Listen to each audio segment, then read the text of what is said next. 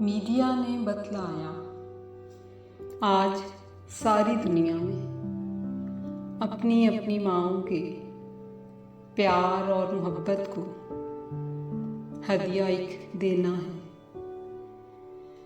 सबने अपनी माँओं को लव यू माँ का संदेशा इस तरह से देना है। माँ को खबर हो न हो, दुनिया जान ले, लेकिन हमको अपनी माँओं से किस कदर मोहब्बत है।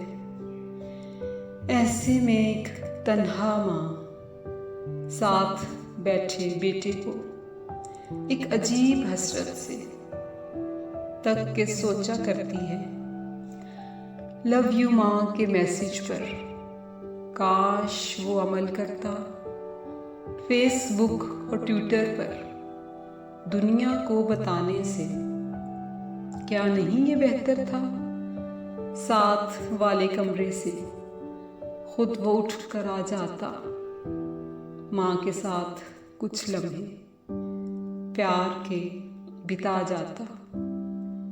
लव यू माँ का मीठा बोल खुद ही वो सुना जाता। मेरे पास आ जाता, मेरे पास आ जाता।